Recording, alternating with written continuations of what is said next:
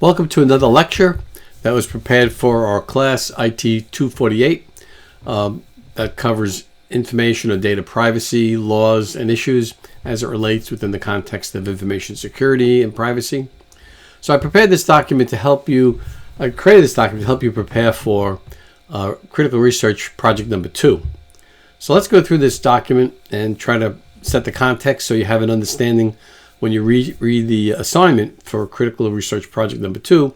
When you read that assignment, you can consider this lecture as a way to help you prepare, for that project, which is due in a few weeks. So let's talk about electronic data risks and how to protect our privacy. There are a few sections in this document. The first section here is the internet collects massive amounts of personal data. We all know that, right? So let's go through that quickly. We have lots of digital devices, computers, phones, information, IoT, Internet of Things, many advantages. We love this stuff, right? We've got banking online, investing, cash transfers, Venmo, Cash App, PayPal, etc. We can shop through Amazon, Instacart. We can get rides from Uber and Lyft and have food delivered. And facial recognition makes it very easy for us to open up our phones and other devices potentially. Office buildings, new apartment complexes are now having showing that you can access the lobby through facial recognition. Right here on Long Island, I've seen a few of these installations already. And homes, lots of Wi-Fi connected devices, remote video cameras, thermostats, garage door openers, coffee makers, lots of things. Remote video conferencing, which we're doing right now, essentially in a way. IoT wearables, Apple, wristwatches and Fitbits and things of that sort. So the data, this data allows detailed and convenient health monitoring as well. The wearables can help identify problems that are developing or track progress, to ameliorate some of these problems and improve our health. All of our browsing history, the books we buy, purchases, information including our metadata, our telephone calls and text messages are collected and privately analyzed. As we spoke about earlier, we don't own our metadata, right? The data about our data, we don't own. The ISPs, the internet service providers, the carriers, the telephone, text messaging, telephone calls, all that metadata is collected and stored and we don't even own it. Our social media sites collect lots of information, Facebook, Instagram, TikTok, etc.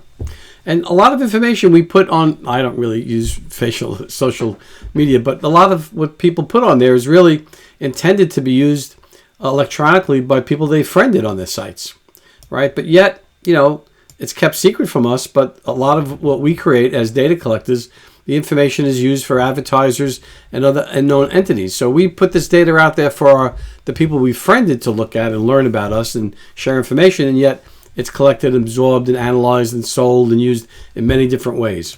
So should there be a critical review of privacy issues, along with some new recommended changes or regulations about all this data that we that we create and is collected and analyzed, by all these other big tech companies?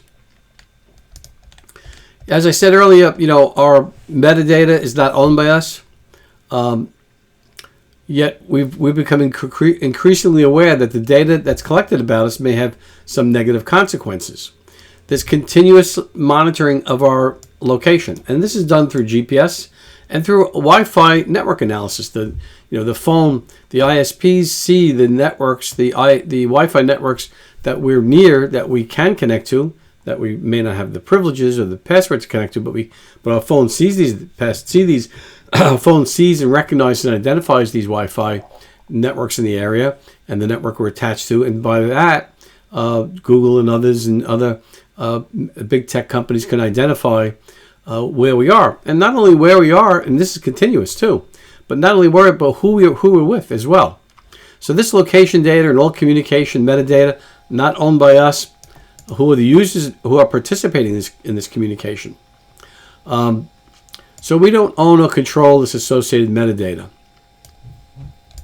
And to be clear, I should say, our calls, the texts, the emails, the contents, the things we talk about, that's principally protected by the 3rd and 4th U.S. constitutional amendments. So the content of our messages is protected, but the metadata is not protected. And it can be sold. And this actually goes back to a 1979 case, Smith versus Maryland. And in that case, there was a criminal case that was involved where this fellow Smith, his metadata was collected without a warrant, and his lawyers sued the government saying that they needed a warrant. The judge ruled that the metadata, that there's no privacy expectation over your location, your metadata, your text message. So his phone call, I should go back to, I'm jumping ahead here. His phone calls that were made had metadata back in 1979. And those phone calls, who he called, how long he called, the phone numbers in which he called from, that metadata he did not own. And the judge ruled that the government had every right to use that metadata to identify his activity and how it related to that criminal case. So now, consequently, as a result of that, all of our metadata, because of that 1979 ruling, all of our metadata, whether it's emails, video conferencing data, all that metadata we don't own because of that. So now that we don't own it, it's up for grabs, up for sale. So governments can buy telephone carrier and ISP metadata. Sometimes it's given to them as silver platter data, which is just to be in good terms. These companies, these ISPs, will sometimes give data and not even sell it to the government, to the FBI or the police, just to be on good terms with them, particularly the federal agencies. But anyone can buy this GPS data. So there's a book been written about GPS data analysis that tracked voter movements. So there's a book called 2000 Mules. There was a movie called 2000 Mules, and it basically tracked where people went, how often they went to drop boxes to drop ballots. And I'm not here to talk about the election and talk about the book or the validity of it. I'm here just to explain to you that this GPS data that was collected, purchased by this company called True the Vote. True the Vote bought, essentially, which is legal, all this GPS data to try to track how people went to multiple drop boxes, that they'd go to an NGO, a non-government organization, allegedly pick up dozens of ballots and then go to several different drop boxes in one night. And they found that 2,000 people during the election of 2020, 2,000 people, they call them the mules, went to over a dozen drop boxes in one night. And in some cases, they have video corroboration of the GPS data because some of these drop boxes had video surveillance. So it's sort of interesting that this company could just True the Vote, could just buy this GPS data and track to see if, to try to identify lack of voter integrity going on during that election.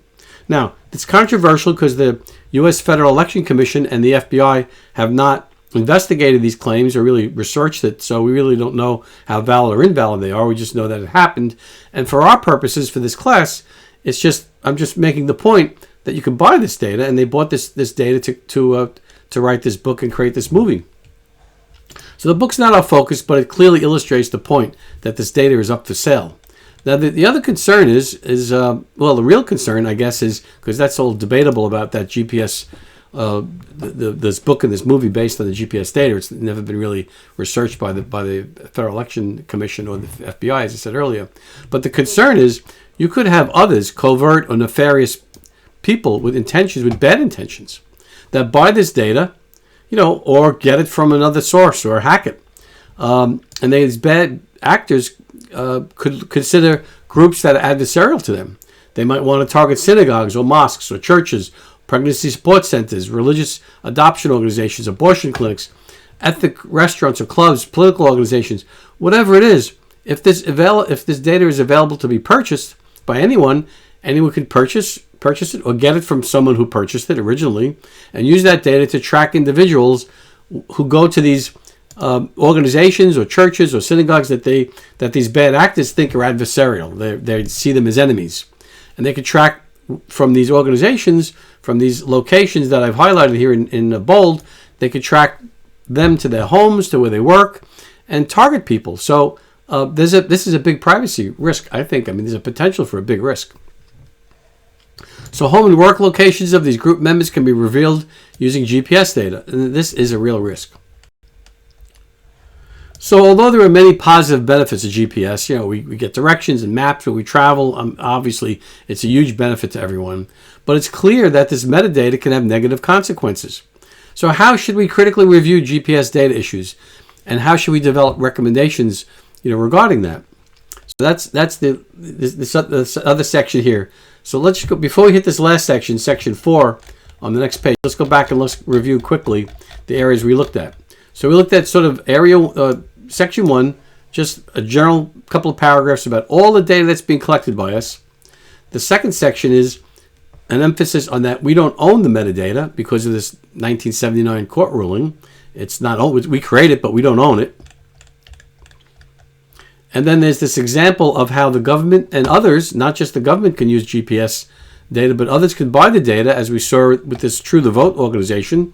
They're just a non-profit organization decided to buy it and do analysis.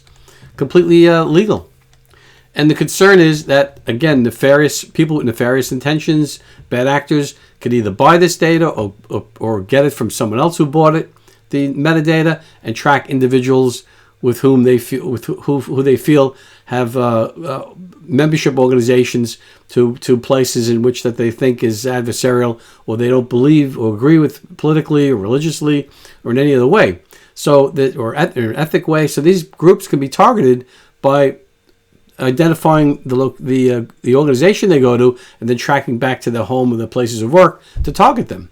So it is a problem. The fourth section is future government data analysis and control. So if you haven't heard about this, there's a move. The UK did this. United Kingdom did this a few years ago. Started a group to analyze this. And our government in 2022, the White House published Executive Order 14067. And basically what our government is looking to do is create what's called central bank digital currencies, CBDCs. And these are really centralized government digital currency. The government wants to create its own Bitcoin, essentially. And, this was done by China during the 2022 Olympics in Beijing. Over $300,000 worth of digital yuan was exchanged for merchandise and food during the Olympics. So now, again, the UK started this a couple of years ago, looking at it and analyzing how to create a central bank digital currency. And now the United States, Joe Biden's executive order of 14067, March 9th, 2022, is doing the same thing. And it's looking at how this digital currency can be used to sort of track energy consumption and other things. You have to read. It's important for you to read this executive order. I put a link for it right here, the Federal Register. It's only, I don't know, maybe it was 3 or 4 pages. It's not a very long document to read. So I really want you to read it and think about it, but you'll see that there are items, particular things like pollution, energy, and equity, and some other items that they want to sort of control. So the concept is that this currency can be programmable, and it can be used to deny a purchase or approve a purchase, or a certain amount of purchases, or travel, or whatever it is. It travels to conferences or travels to political organizations. Who knows how it might be used. So while there might be advantages, there are definitely disadvantages to programmable money that can really track and control your purchases. So you really need to read this executive order. It's important for you to read it for this project. Okay, so the next item within this section of future government data analysis and control is that the European Union has a digital COVID certificate. Some people call it a voluntary electronic health passport. The concern here is that this could evolve into electronic passports, eventually into an electronic social credit score, the way they have in China, or personal ledgers, personal profiles about us, a personal ledger or a personal profile, as developed by Google, and which we'll reference in the next section in particular. So this fourth section speaks to future government data analysis and control, principally CBDCs and COVID certificates or health certificates.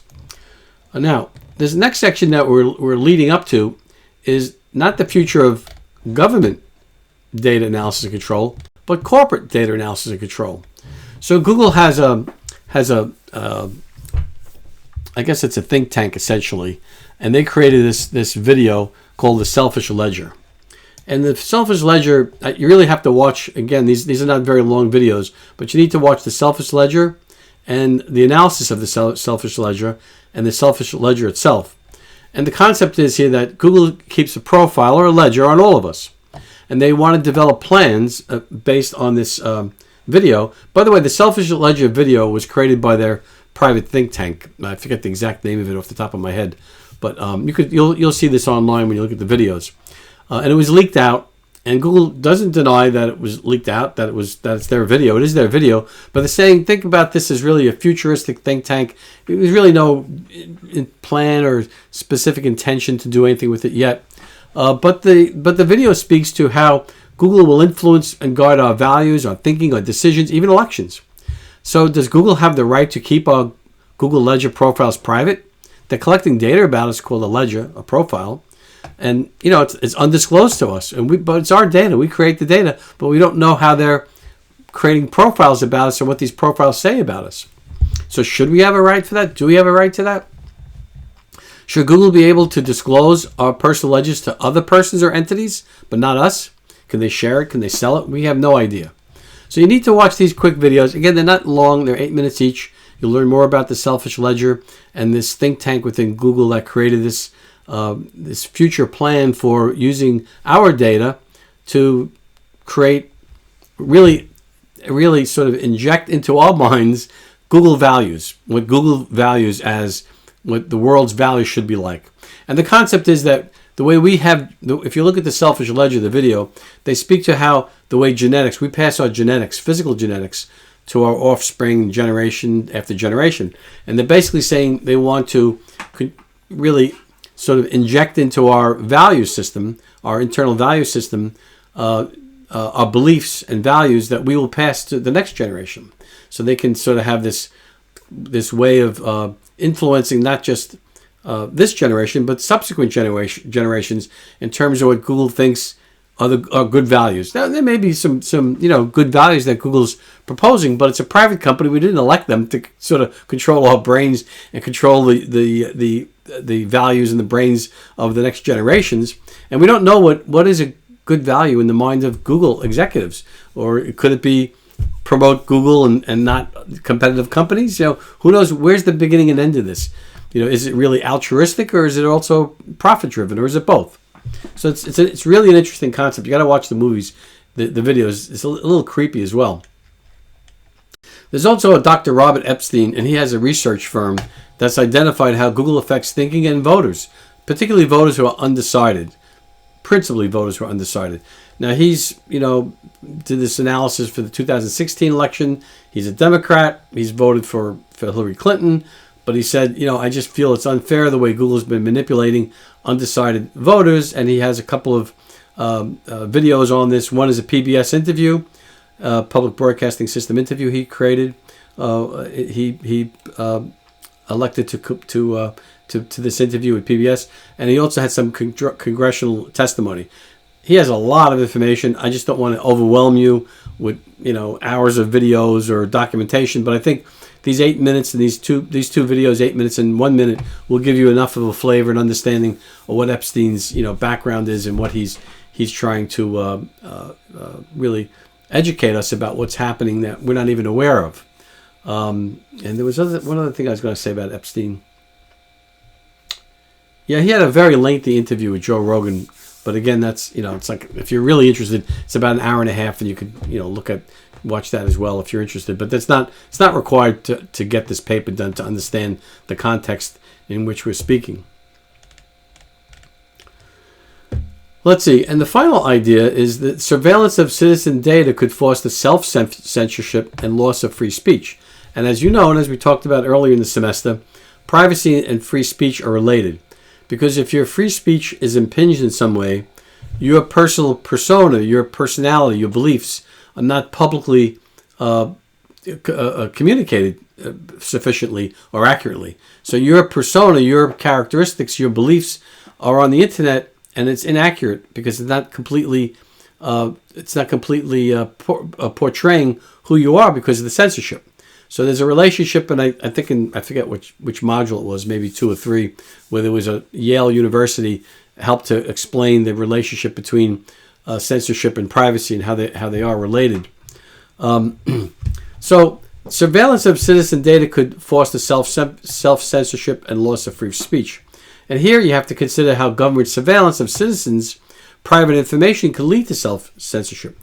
Now, there's extreme cases that have gone on, I think it was late 2022 or maybe early 2023 in China, where there was, I guess, a fire. I guess, China has, the CCP has really imposed very strict lockdowns on for COVID, to the point of people being locked in buildings.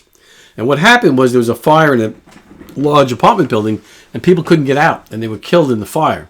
So throughout China, in many, many cities, there were thousands and thousands of people protesting the lockdowns because they felt like they were severe, and now they're affecting people's lives. And they would protest, it's really interesting, with blank posters. I think it's called the white paper protests, because they don't want to put any slogans or... First of all, it's illegal to have a slogan while you can't protest. And if you put a slogan on a piece of paper, some like "Stop the Lockdowns," that's considered a protest, and you could be arrested. Now, there were arrests anyway, but they protest with white paper because they're afraid to put what they're thinking and why they're there protesting on. They're afraid to write it down and put it on paper. So that's sort of extreme, but that's the way things are in China. So there are a couple of short documents I want you to read. The Smithsonian Magazine has a brief history of silent protests, and The Guardian, a British newspaper, also has some information about it. So this is an extreme case of how self-censorship happens because people are afraid that they'll be prosecuted or even persecuted illegally. Well, in China, I guess it's some of this, what we would call persecution, they call prosecution. It's legal there. So you probably have to read these two documents. Again, they're not lengthy. So when citizens in any nation know they're being surveilled, that they're being watched, they will increasingly limit their honest discussion, including government criticism. You're afraid to criticize the government whenever you feel they're surveilling your comments and tracking you, because they could impose tax audits, and that's happened with the Tea Party and back in, I guess, the early of 2020. I guess around 2014, 2012, somewhere in there, to the point that the IRS commissioner had to resign. Lois Lerner had to resign because they were targeting certain political groups. They could lock down bank accounts like we saw in Canada. The Canadian truckers had a protest over COVID injections, COVID vaccinations, and their bank accounts were locked, so they couldn't gas their trucks up, they couldn't pay their rent, they had to stop their protest.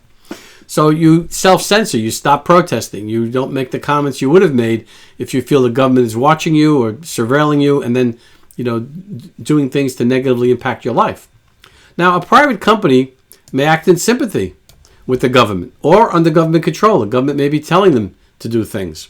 So private speech can be, to ban private speech, and that's occurred a few times with PayPal and GoFundMe. So PayPal has literally threatened to penalize people, take money from them if they're supporting certain political movements or political activities. I don't know if that's legal or not, but that's what PayPal was saying. GoFundMe has also, I guess they stopped the GoFundMe collections for a number of different groups that they didn't agree with politically, including the Canadian truckers had their GoFundMe shut down.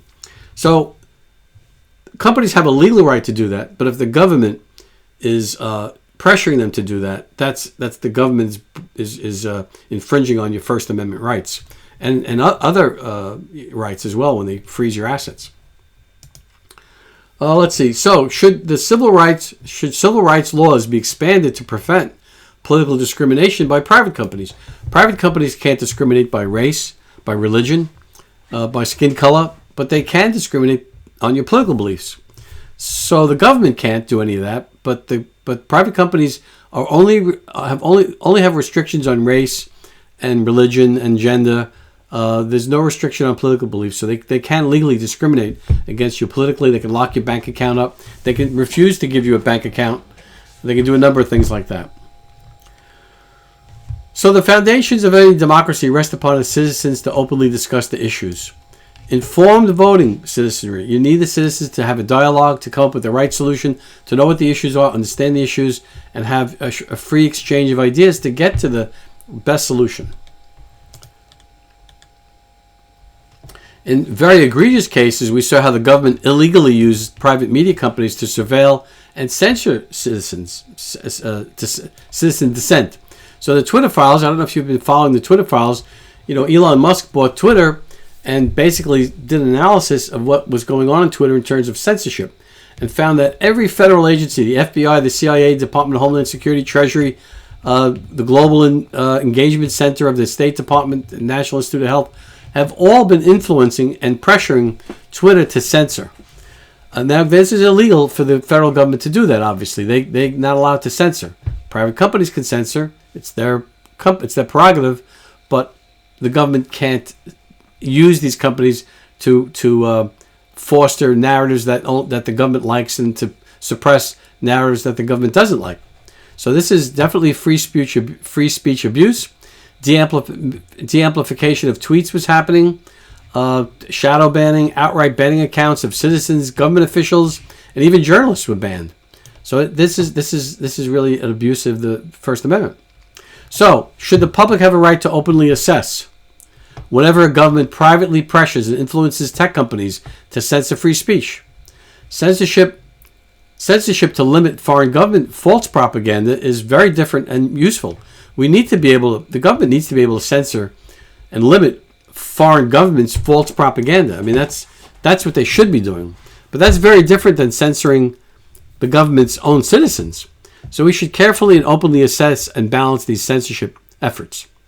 And again, I gave you some information on this. If this sounds a little too complex for you, the surveillance of citizen data to foster self-censorship and loss of free speech. There are some videos here in addition to what I've written up here. There are some short videos, a couple of U.S. congressional hearings that'll help you, and a Reason TV hearing or interview that'll help you understand this issue. So there are many data privacy, data surveillance, free speech issues surrounding corporate policies and government actions.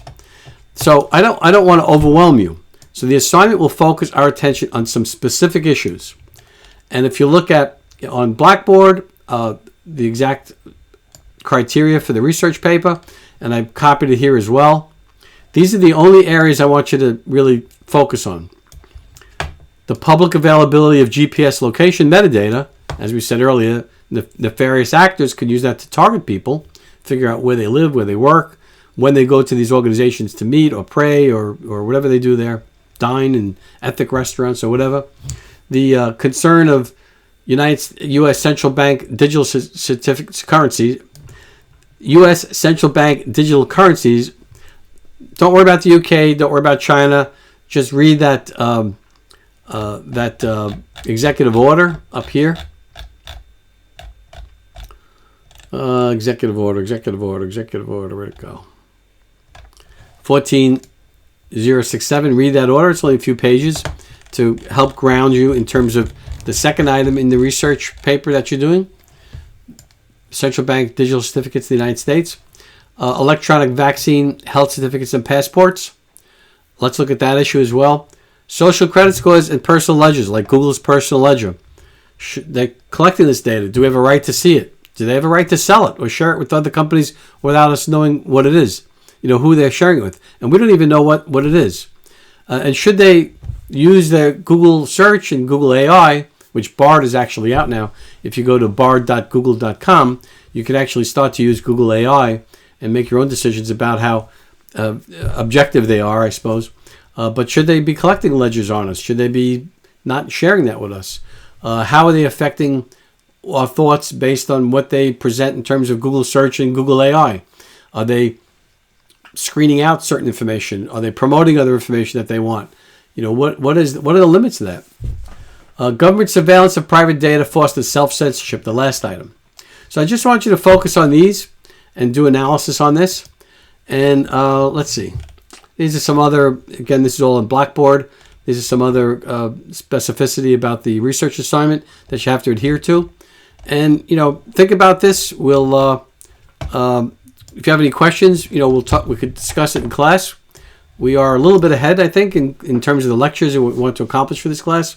So we can have a nice dialogue about this as well. If people have any questions, read this carefully, make your notes, watch the videos, take your notes, do your analysis. If you have questions or concerns, let's talk about it, in class, and we can have a good conversation and have some papers that will maybe bring some good, not just education, but transparency to these issues that are going on within the country and within the world, so that you become, the edification is the word I'm looking for, that you're educated and edified about these issues. So that said, let's talk about it in the next class when we have an opportunity. If you have any real questions that you want to articulate, you want to privately address through email, you're welcome as well. So that concludes this lecture, and I hope to see you soon and have a conversation about this in the near future.